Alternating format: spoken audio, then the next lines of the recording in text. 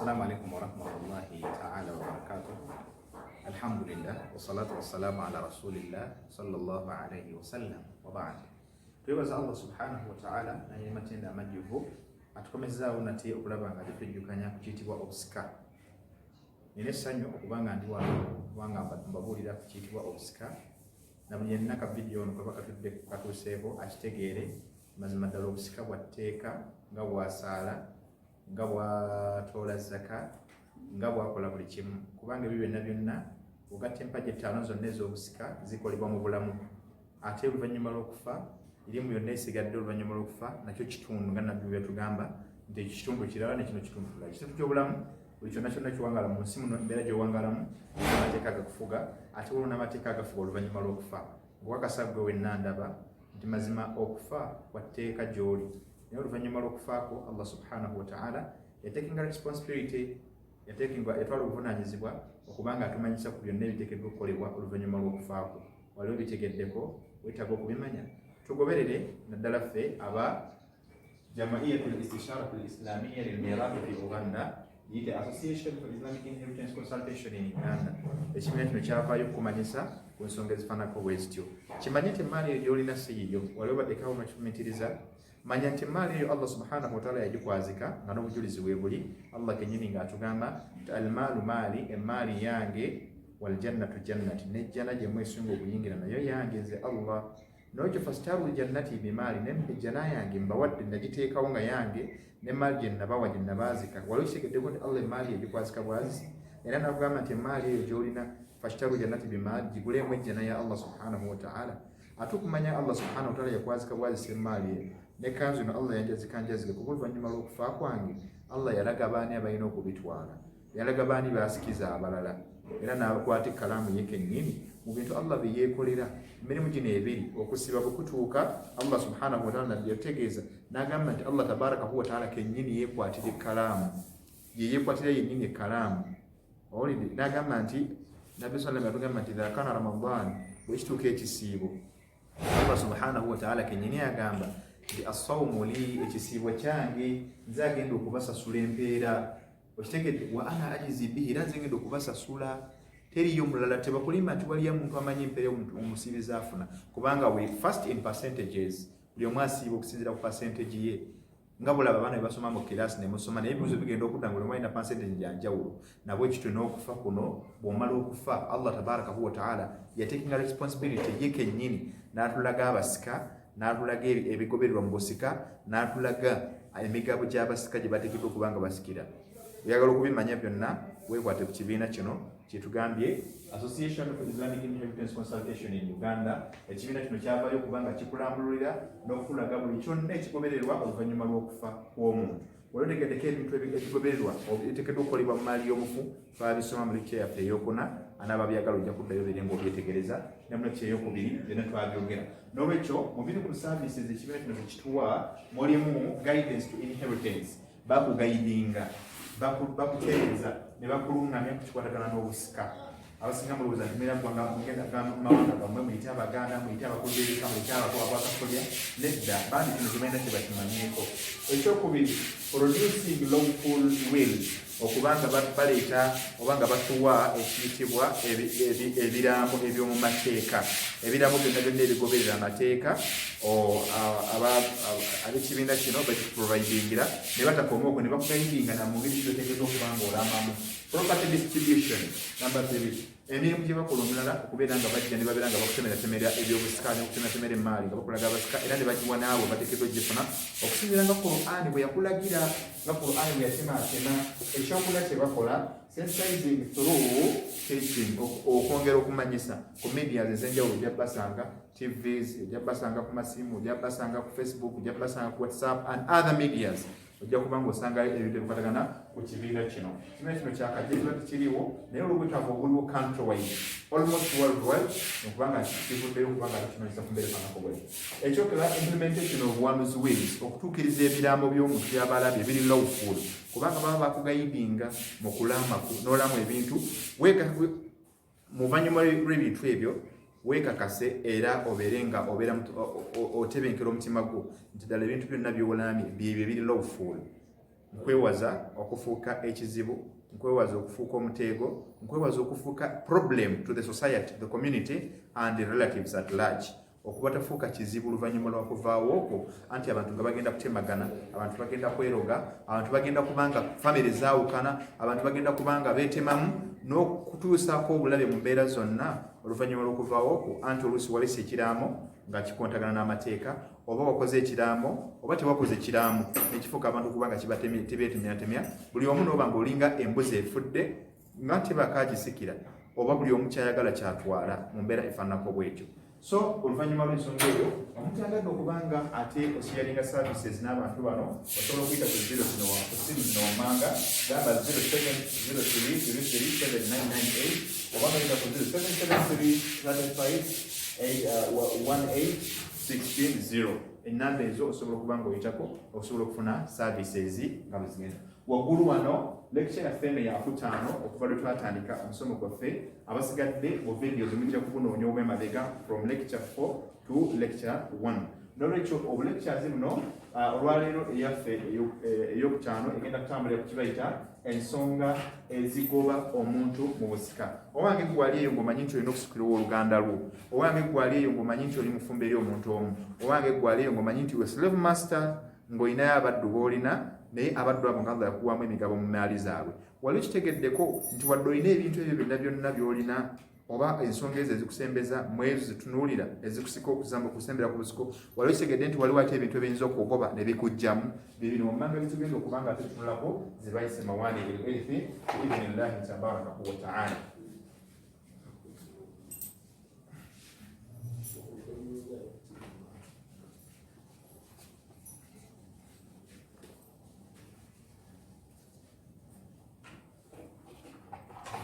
Naam, muzimu ku nsonga ezigoba omuntu mu busika. Tukimanyi bulungi nti mawaani erithi thalatha. Ensonga ezigoba omuntu mu busika ziri ensonga ssatu.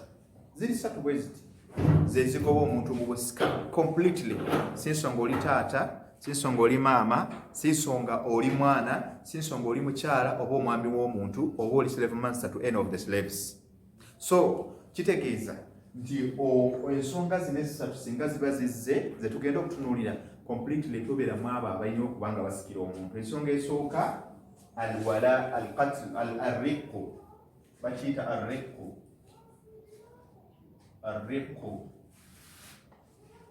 Ekigambo riqu kitegeeza obuddu.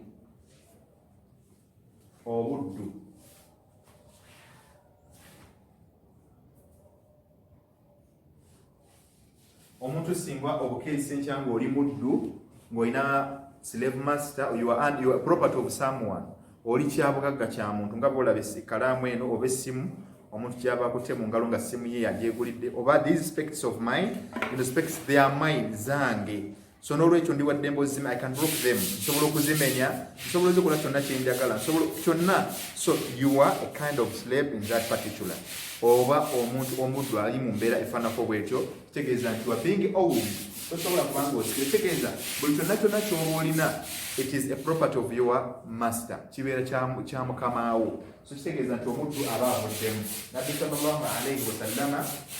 yatukakasa n'atugamba fala yarisu raqiqu li annahu mamlukun, abamanyi batukakasa ne batugamba nti omuddu yenna takkirizibwa kusikira muntu yenna li annahu mamlukun, olwensonga nti is a property to others. Oli kyabugagga ky'abantu balala oba oli kyabugagga kya mukamaawo, nabyonna byonna bobeera nabyo bibeera bya mukamaawo. Wala yurath, era tosikirwa kubanga you have nothing, tolina kintu kyonna ky'oyinza kuowninga. Okitegedde? Wa annahu la maala lahu sawaun kana, tosobola kuba na byabugagga byonga bw'omuntu kubanga omuntu tasobola kuba na kintu kyonna. Qinnan kana, si nsonga oli muddu katono oba kanene, amakulu oli muddu kitono oba kinene, tujja kubiraba. Kitegeeza nti kana mudabbiran, ng'okubeera ng'omuntu yateewa naye ng'okubeera kwe okugaininga all your rights, mukama walina kumala kufa.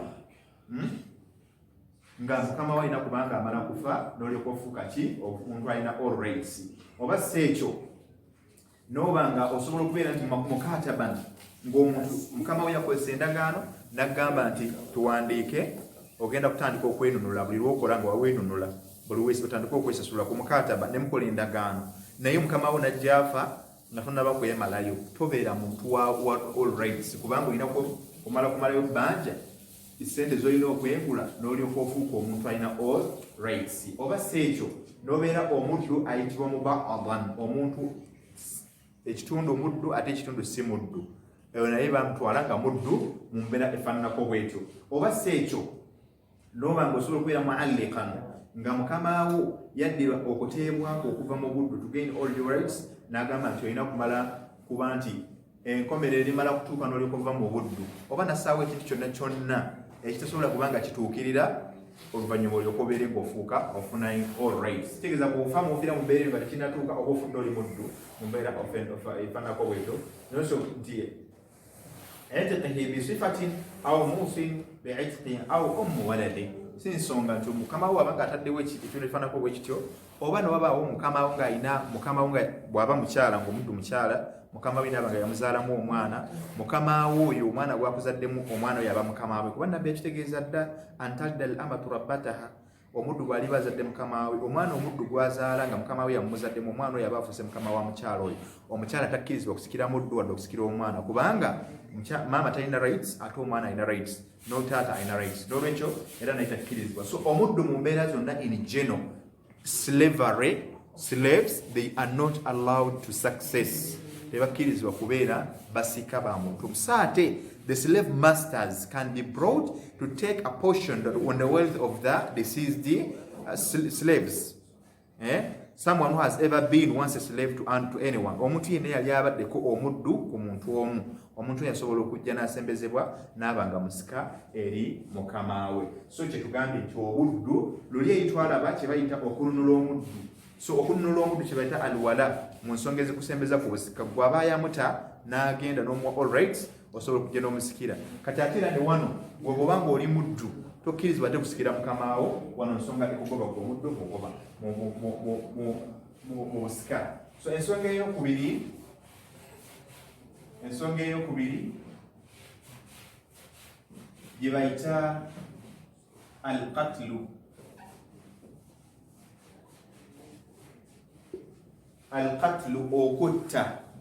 okutta so okutta okwa buli ngeri yonna abamanyi okutta bakwawolamu emiteeko esatu waliwo okutta okw'obugenderevu katuwe wano let us give an example okutta obugenderevu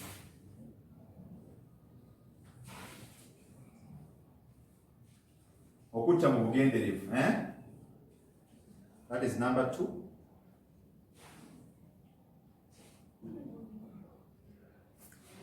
okutta gw'olinako obusika gw'olina okusikira omuntu singa atta oba neyeekubaana oba na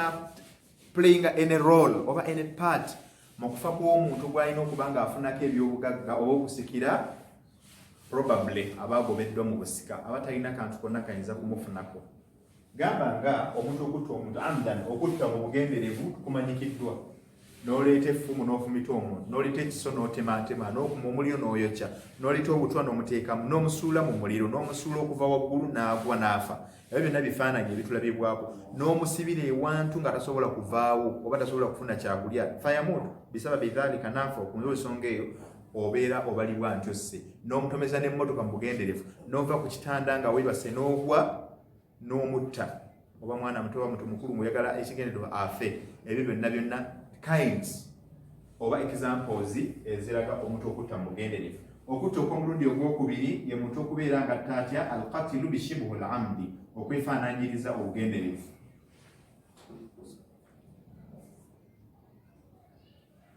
okwefaananyiriza n'omuntu agenderedde okwefaananyiriza n'omuntu agenderedde alqatlu lkhata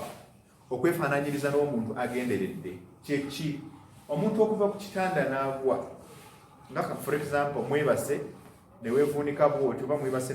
ku kitanda kyekimu neweetuusa bwoti n'onyiga omuntu n'omunyigira awo paka lwafa mwebase mutulo naye n'omutta nga weebase ng'omwebaseeko bwoti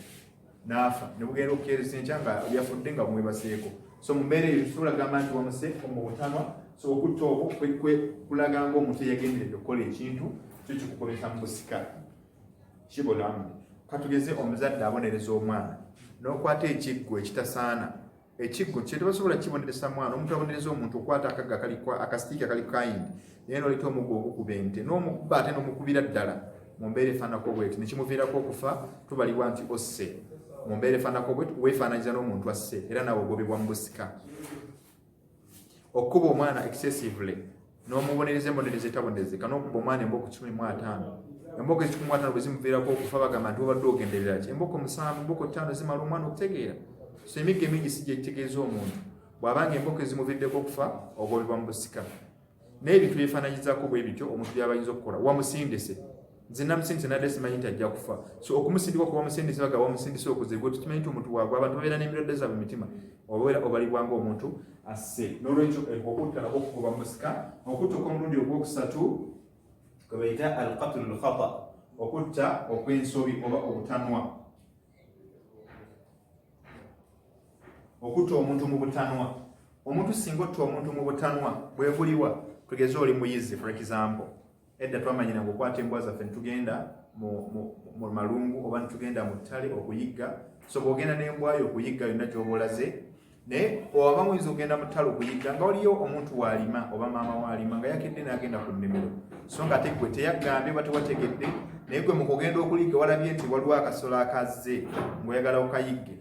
Ogenda okutuuka gy'ogenda okuyigga ng'olengera kalinga akalina we kali n'ogalula effumu n'okuba. Olowooza wagenze kuyigga nsono naye nga waliwo omuntu we yakusooseeyo. So okutta okwo kwe bayita al-qatlu al-khata kuba kugobera ddala mu busika, okutta okw'obutanwa. Oba bano abakanyuga zino bonus, yakola bonus envuumuulo. Omuntu n'akanyuga envuumuulo bw'ati nejja n'ekuba omuntu oyo n'abeera ng'amusi. Oba lutalo kali lwa busiraamu, jihad, Islamic jihad. N'oba nga wagaludde effumu ng'ogerera mu kutta omulabe naye ate effumu ne likwata omuntu wo, ne likwata omuntu gw'olinako obusika, probably naawe ogobebwa mu busika, tosobola kubanga osikira muntu oyo. Oba muli mu lutalo kale olina obadde ogoba mubbi. For example, omubbi abayingiridde awaka n'okwata ennyondo oba n'okwata omuggo n'ogalira bw'oti okuba omuntu naye n'okuba mu maama wo oba n'okuba mu taata wo, obusiraamu buba bukugobye mu busika, tosobola kubanga tokkirizibwa kumusikira. Obadde ovuga emmotoka for example, emmotoka obadde ogisimbula nemugisimbula ng'omuntu waali mabega n'omukoona n'afa, oba n'otomera omuntu wo n'atafiirawo n'amala n'atwalibwa mu ddwaliro naye oluvannyuma lw'akaseera n'afa, omuntu oyo tokkirizibwa kumusikira. Gye bayita al-qatlu al-khata. Obeera ovudde mu basika, ne bw'oba mwana, ne bw'oba taata, ne bw'oba maama, ne bw'oba waluganda, ne bw'oba muddu, ne bw'oba mukyalawo, ne bw'oba bbaawo, aba agobeddwa mu busika. Zino nno ze nzita ze tutunuulidde essatu, zonna ezigwa mu kye bayita al-qatlu, okutta omuntu oba okuviirako okufa kw'omuntu gwe wali badde ofunako ebyobugagga oluvannyuma lw'okufa kwe. Oyo nno aba akugobeddwa mu busika. N'olwekyo Nabbi sallallahu alaihi wasallam ku buzibu kujulira kyesembesa mu nsonga eyo yatugamba nti laisa lilqatili min almiraathi shay'an. Omuntu yenna asse omuntu gwasse mu nzita eno ze tulabyeko ez'emirundi egyo aba ez'engeri ezo takkirizibwa, talina kintu kyonna kyayinza kumusikirako. Ye hadithi eri jeno teyawulamu tesosola, eri jeno tizejeno hadithi ezizingiramu wamu ffenna. So mu mbeera efaananako bwetyo ndivaana ni Imaamu Shafii rahmatullahi alayhi yagamba nti ne bw'oba mulamuzi n'oba nga gw'olamula mu kooti ne bukeesa enkya nga bakuwadde olamule naye ng'agenda okulamula ate muntu wo ne baleeta taatawo for example nga yasse omuntu naye nga gwe alamula mu kooti sharia kooti oba ekooti yonna ey'ensi naye ng'omuntu asse alina okuttibwa n'oba ng'omulamuddeko okutta owa Imaamu Shafii obalibwa nti wasse, obalibwa nti era kitaawo tosobola mumusikira bw'abanga yaleeteddwa namulamula. Waliwo kye baakuwa amagezi bagamba nti bwanga gwe mulamuzi omusango ogwo osobola okugwebalama n'okukwasa omulamuzi omulala atalina kakwate na kitaawo. Ate ekyokubiri tosookeddwa kuba bujulizi nti yasse, wadde okubeera ng'okakasa abaleeta obujulizi nti ddala kituufu, kuba naawe obeera obalibwa nti wasse. Olwaki? Kubanga batugambye okutta erijeno, hadithi erijeno egamba nti laisa lilqatili min almiraathi shay'an. Omuntu yenna asse. Kati Imaamu Shafii okutta kwonna kugoberezebwa nga tugoberera akakwate eyajulidde, eyalagiridde, eyakoze ekibi, byonna tolina kubaamu mu mbeera efaananako bwetyo ewa Imaamu Shafii. So ng'ate ewa Imaamu Ahmad ibn Hanbal naye ajja kutunnyonnyola mu mbeera efaananako bwetyo, ye yajjamu omuntu omu, ye muntu asse ku mazima naddala oyo atta bwe balina okubanga attibwa nga obusiraamu bwe bumukoze bumukakasizzaako okutta ng'omuntu ewa Imam Ahmad ibn Hanbal yoyo omuntu abeera musika bw'obeera ng'osse nga oli mulamuzi kubanga eri haqqi oli mulimu gw'otuukiriza haqqu min huquqillah bulina okuba ng'otuukiriza bw'oba ng'osse mu mateeka tekirina mutawaana era tekikubya mu busika ewa Imam Ahmad ibn Hanbal naye ewa Imam Shafi'i fahadha mani'u min al-mirath ekikubwa mu busika n'olwekyo ekyokusatu kyetugenda okutunulako mu bintu ebigoba omuntu mu busika kye bayita ikhtilaafu diini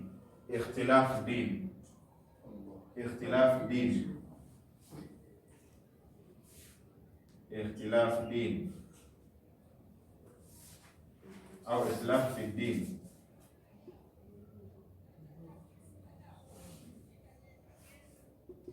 الاختلاف في الدين okwawukanya amadiini okubanga omuntu bw'omusika oli wa ddiini ndala ne bw'oyagala okusikira naye wa ddiini ndala naye ng'olulunkana ofune ku by'obugagga abantu amadiini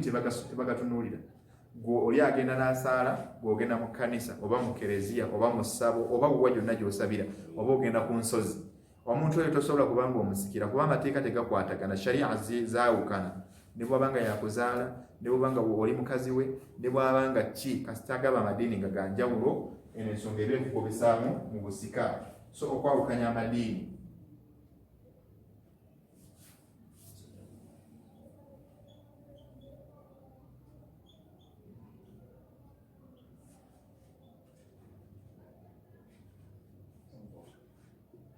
okwawukanya amadiini okubanga ganjawulo ng'eddiini y'omusika ndala n'eddiini gwagenda okusigira nayo ndala ekyo tekikkirizibwa mu busiraamu tetusobola kubanga tukwata mugabo omuntu yenna ayitibwa omukafiiri talinayo omugabo gwonna mu maali ya musiraamu ekyo kyatukakasibwa omubaka Muhammad sallallahu alaihi wasallam n'atugamba la yarithu lmuslimu alkafira wala alkafiru lmuslim omusiraamu takkirizibwa kusikira atali musiraamu n'atali musiraamu takkirizibwa kusikira musiraamu kuba nawo biraba tebikwatagana oli agenda mu ssabo oba agenda mu kyaki oba agenda mu kereziya oba agenda yonna oba agenda ku nsozi bujja masjidi byonna byawukana ofuna wuzu tafuna wuzu n'ebisigadde ebiringa ebyo byonna byawukana ne sharia zonna zaawukana n'amateeka gaawukana so tulina amateeka g'obusika kati goliwo osinzira mu tteeka ki omuwa mu tteeka ki tewali so n'olwekyo tokkirizibwa kubanga omuwa ate ekira n'atugamba la yatawarathu ahlul millataini kino nekigendera ddala ne kwawukanya amadiini nti abantu ab'eddiini ez'enjawulo ebbiri tebasikiragana kitegeeza ffe mu busiraamu tulinayo eddiini gye bayita annasraniya gye bayita alyahudiya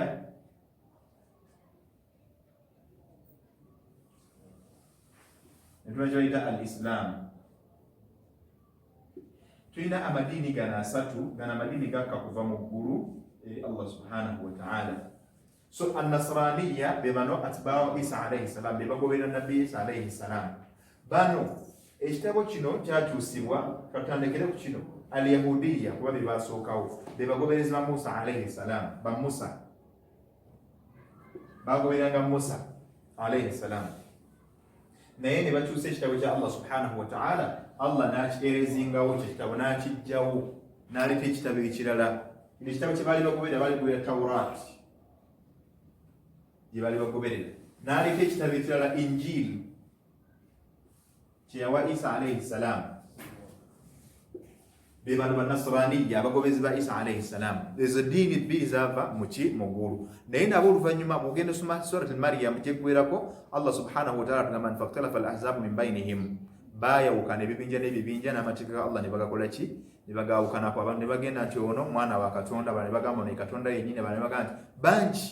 abantu ne bagamba nti nedda tukkirize byagambye ebibinja byavaamu ebiyitirivu ebingi ne bibeera nga bebatu baayawukana ne bagenda okumaliriza nga balimu abo abakyusa amateeka ga Allah kitegeeza nti eddiini zino zonna ebbiri zino nazo eno nayo Allah n'agisiimulawo n'aleeta eddiini ey'enkomerero nga egoberesa bekiyitibwa al-Qur'an al-Karim ng'ekigobera Qur'an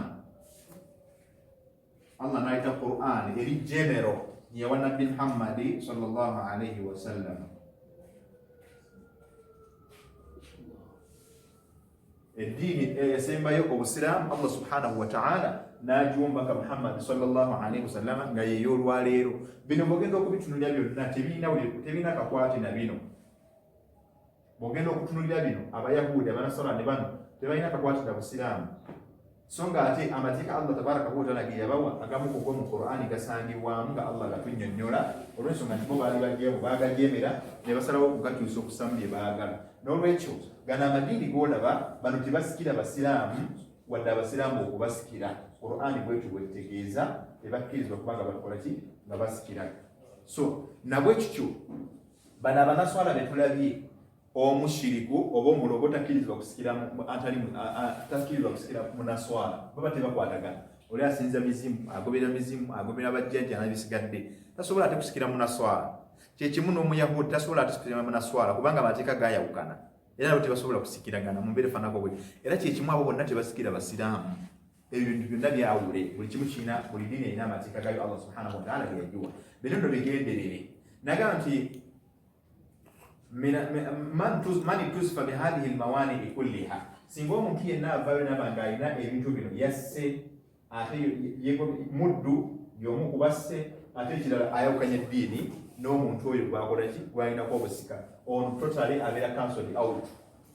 era bwajja ate ngera alina ekimu ku bino either nga muddu era takkirizibwa kusika bwajja nga ate alimuko yasse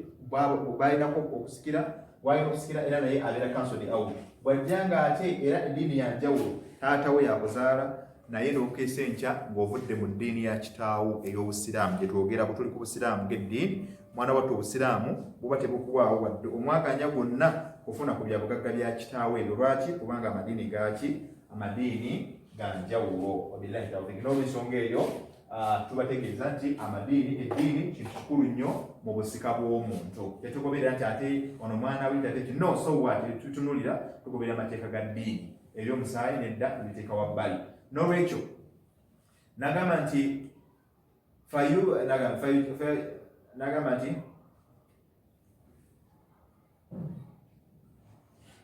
fawujudu hadha al-insanu ka'adamihi omuntu oyo okubaawo ku mwana w'omufu naddala nga mwawukanya eddiini kyenkanankana n'obutabaawo obwo kubanga tetugenda kukonsidaringa fala yarithu wala yurathu tosobola kubanga osikira muntu oyo wadde okubanga akusikira naye takkirizibwa kusikira wala yahjibu era tolina gwoziyiza yenna mu by'obusika mu basika abalala babeera baliwo gw'omwana bwewabeerawo mwanyina wa kitaawo omwana ng'oli omu ng'ate wakaafuwala oli mulokole oba oli muki naye ne obawo mwannyoko wa kitaawo ate nga musiraamu gw'omwana tukanyuga eri tusembeza mwannyoko wa kitaawo n'abeera oba mwannyoko kazini sisitawo oba sisitawo abeera nga akola ki akusikira nagamba nti amma alqatilu fa innahu yurathu wala yarithu for example ate ono eyasse ayinza okuba nga yasse musiraamu naye nga yasse kitaawe oba yasse nnyina tekimujja mu busiraamu so bw'abanga yasigazza obusiraamu bwe eddiini yayisigazza bw'abanga yasse oba yasigazza obuddu bwe kale for example tugambe naye nga yasse mukama we okitegedde yamussa atya tugaze nti ototya kitaawo osobola okuba nga ovuga emmotoka for example emmotoka eno gye wavuze nojja oti onookinga kitaawo wano bw'oba mutomedde n'akutuka amagulu ne bamutwala mu ddwaliro ng'ali bubi kyokka ate naawe obadde olina gy'olaga Allah n'akugerera eyo gy'olaga n'ofuna accident n'ofa so okufaako okwo kitaawo jjukira mulesa ali ku kitanda naye oluvannyuma lw'akaseera naye ne bamulangira nti akoze eki afudde naye nga gw'omusoose okufa kitaawo aba alina omugabo mu maali okubanga omuntu yenna omulamu aba akyaliwo mu kaseera oli munne waafiiridde ye aba asobola okuba nga amusikira omufu tasikira mulamu naye tukonsidaringa obulamu bw'omuntu kubanga obadde bukyaliwo oba bbanga lyomala nga gw'omusoose okufa newakubadde ng'afudde oluvannyuma tumukonsidaringa okuba nti waali mulamu n'olwekyo akkirizibwa okuba nga akola ki ng'akusikira mu mbeera efaananako bwetyo akkirizibwa okuba nga akola ki wastathna inda alhanabila almubaad bwe tugenda ku saidi y'obuddu wano ewa Imam Ahmad ibn Hanbal yajjamu omuntu gwe bayita mubaad yaliwa ye muntu abeera ng'ekitundu muddu ng'ekitundu si muddu amakulu ng'omuntu oyo yali ali owned by two people abantu baali babiri yali property y'abantu babiri omu n'agamba nti naye omuntu ono nze kamuddize rights ze nzimuwadde yali akolanga okuva ku makya paka ssaawa 6 ew'omuntu omu okuva ku 7 paka ate obudde bwebuzi paka ssaawa 12 ng'ate abeera wa muntu mulala anagamba nti nze omuntu ono kamuwera kise zonna obudde bwali badde obwange bwe yali badde muto kyalindimu kubanga akola emirimu gyange nze mutadde muwadde free time muwadde takyali muddu So kusawa omulana kati nze nkyalina property yange nze akyankolera essaawa zange asigale nga akyajja n'osigala ng'okolako ekitundu ku lunaku ng'ekitundu obeera hurru mu mbeera efaananako bwetyo. N'olwekyo omuntu oyo wa Imam Ahmad bagamba nti asika ku mugabo gwe tugukwata tugabanyamu ekitundu n'aba ng'asobola okufuna ekitundu mugabo gwe ate ekitundu ne kiddayo eri abasika abalala. So kyekyo yagamba nti ye omuddu yeddamu omuddu omu yoyo omuntu abeera ali owned by people ng'ekitande omu yamutta nga tomulala yasigala akyali muddu gyali oyo asika ewa Imam Ahmad fa innahu yarithu wa yurath wa yahdi n'ekyokubiri era aziyiza kubanga ekitundu kiri eky'emmaali ky'abaafunye abaziyiza abaali badde bakifuna nga muddu. N'ekirala biqadri ma fihi min alhurriya walkafiru idha aslama ate ekirala omukafiiri yenna bw'abanga asilamuse mu baana oba mu basika abo abasigadde inda Imam Ahmad era Imam Ahmad bagamba oba inda ahli ilm eri abamanyi batugamba nti omuntu oyo kabla taksimi kitalika bwe tubaga tinaba kubanga tugaba bintu omuntu ono atali musiraamu mu baana bo yagenda n'alokoka kubanga ekyetteeka kiri nti omuntu yenna mu kaseera omuntu gw'olinako obusika waafiira olina okubanga oli musiraamu kubanga obusika ebintu bye byonna bijjuluka okuva mu ngalo ze mu buyinza bwe mu bwannannyini nga bwe twakiraba biteekeddwa okudda mu ngalo zaabo abasiraamu be bateekeddwa okuba nga bafuna ebintu ebyo. So mu kaseera babanga tali musiraamu abaagobeddwamu naye batugamba abamanyi nti bw'abanga asiramuse nga tetunnaba kubigaba tumuwa like say for example asiramuse naako nga tasiramuse lwa bintu mulina okukinootinga talina kusiramuka nti olwokuba bagenda kugaba bintu tumuwe no alina kubanga yasiramuka bibye nga tamanyi nadde tugaba bintu. So ate bw'asiramuka n'aba nga akomyewo mu ddiini y'obusiraamu nga waliwo ebintu bye twaga bw'asiramuka nga twabigaba ekyo obviously ne bw'aba asiramuse nga twabigaba talina mugabo gwonna olwekyo twagaba tuayyanat buli muntu yamala okufuna omugabo gwe. Kyekimu era bw'asiramuka nga tubadde tugabyeko ebintu ekitundu tetugamba bali bye tubiwadde nti mubikomyewo tuddemu tugabe no awo wennyini we tuli tugenda bugenzi mu maaso ne tumuwako ebyo bikoze eki ebyo bisigalidde kubanga si ffe twamugamba alokoke kubanga lwaki nti ebintu biri erira kyebimukakata kubanga abifuna kubanga yali mukafiiri ate nga gwagamba okusikira muki musiraamu. N'olwekyo ekimuwesa ku bintu bino targhiban lahu kukubeera nga tumwagazisa eri obusiraamu bwaleme kubanga buvaamu. Wakadhalika almu'tiqu almuslim fa innahu yarithu atiqihi alkafiru era nabwe kityo omusiraamu yenna bw'abanga yalina omuddu gwe yatanga teyali musiraamu nga wata omuddu naye nga omuddu gwe wata teyali musiraamu kubajjukira tugambye nti hadithi etugamba omusiraamu atali musiraamu n'atali musiraamu tasikira musiraamu naye ate kyawulwamuko nti omuntu abadde nga is a slave to someone abadde omuddu jjukira omuddu is a property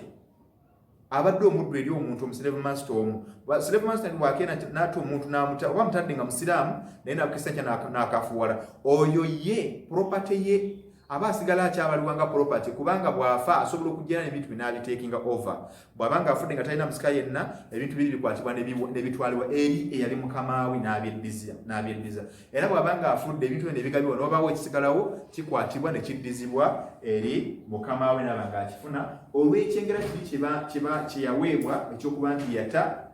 omuddu nga hadithi yali jeno teyaspecifyinga gamba nti oba musiraamu oba tatali musiraamu kubanga byagamba nti innamal wala liman a'taqa mazima ddala omugabo gwonna ogufunibwa ku muddu gudde eri oyo yamuta wamuta mu ngeri ki wamuta buti nti yali mudduwo oba wamuta nga yawaayo yagulwa bugulwa n'omugula ku muntu nga Bilal ibn Rabahi Abubakar radiyallahu ta'ala anhu bwe yamugula eri Umayya n'amuta. So singa Bilal ibn Rabahi yafanga Abubakar yakyaliwo ku bintu byonna oba ku bintu bya Bilal ibn Rabahi Abubakar yali badde afunako omugabo. Bwe kitabo ekyo abantu bonna bali mu lunyiri lwa Abubakar babasobola okuba nga bafunako ki omugabo ku bintu ebifaanako bwe bityo. N'olwekyo lisababi itqihi lahu olw'okuba nti yamuta n'amugja mu buddu. Mu mbeera ezifaanako bwe ziti ensonga zino essatu nga bwe tuzoogedde zigobererwa nnyo mu families. Tetumala gabagaba bintu bya lusika biro byonna tubyetegereza era tusooka kubanga tubasomesa ebintu birina okuba nga mubitegeera mu mbeera efaanako bwetyo. N'olwekyo atali musiraamu atafaanaganya ddiini na muntu tamusikira ekyo tukyogedde. Ekyokubiri omuntu yenna yeetabye mu kutta omuntu nkw emirundi gyonna nga bwe tukunnyonnyodde takkirizibwa kusikira muntu oyo. Ekirala omuntu yenna omuddu takkirizibwa kusikira mukama we nga bwe tubitunuulidde. Zino z'ensonga ziteekeddwa okubeera nga tumanya mu mbeera efaananako bw'etyo. Wabillahi at-tawfiq. Amanya Omar Sulaiman Kasuli nga bulijjo okutwala mu mirimu ebyobusika nga tuli wansi wa association gye twagambye, Association of Islamic Inheritance Consultation in Uganda. Ekibiina ekyavaayo okuba nga kikumanyisa ebintu ebifaananako bwe bityo n'ebirala bingi. Mukontinue okugenda nga munoonya omuntu guno, mugende ku media ez'enjawulo, mugende ku WhatsApp, mugende ku Facebook, mugende ku YouTube, mujja kubanga ebintu bino muba nga mubifuna ate mbeere nga mweyongera okuba nga mukuuka mu ddiini ey'Obusiraamu. Wa barakallahu fiikum wa jazakumullahu khairan fi dunya wal akhirah. Wassalamu alaikum wa rahmatullahi wa barakatuh.